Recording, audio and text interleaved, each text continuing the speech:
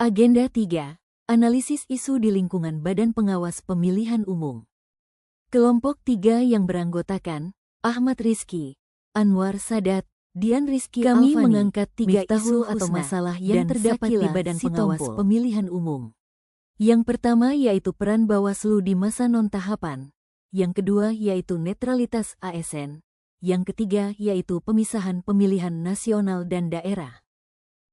Peran Bawaslu di masa non-tahapan. Kondisi di masa non-tahapan pemilu.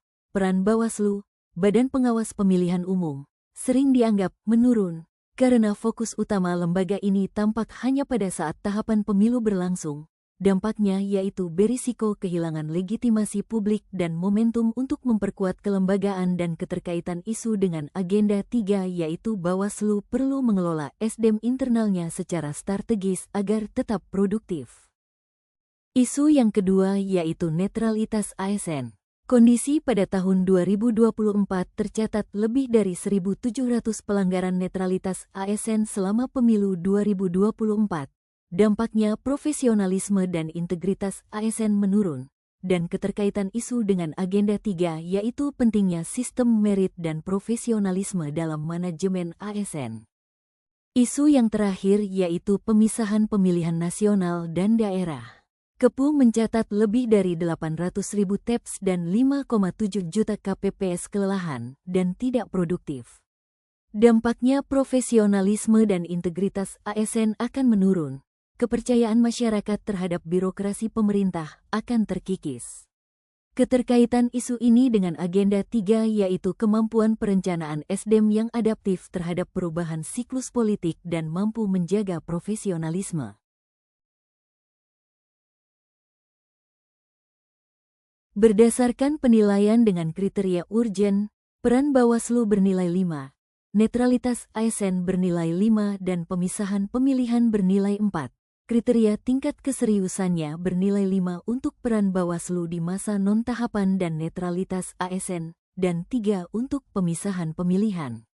Dan untuk kriteria pertumbuhan, peran Bawaslu bernilai 5, netralitas ASN 4, dan pemisahan pemilihan bernilai 3.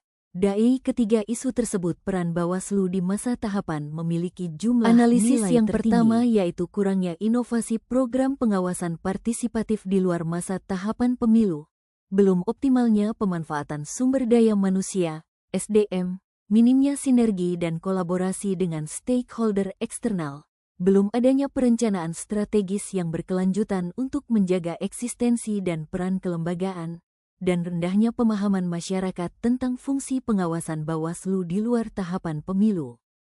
Gagasan kreatif yang dapat dilakukan, yaitu sosialisasi internal program Bawaslu Sahabat Demokrasi, pelatihan literasi digital, pojok pengawasan edukatif di sekolah dan kampus dan podcast Ngopi Demokrasi.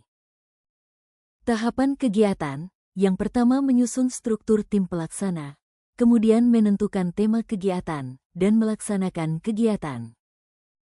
Tahapan kegiatan yang kedua, mengadakan pelatihan internal terkait cara membuat konten edukatif, kemudian simulasi pembuatan konten pertama, dan mempublikasikannya. Tahapan kegiatan yang ketiga, mengadakan kegiatan tatap muka di sekolah atau kampus, mengajak generasi muda mengenal peran Bawaslu di masa non-tahapan, dan dokumentasi serta publikasi.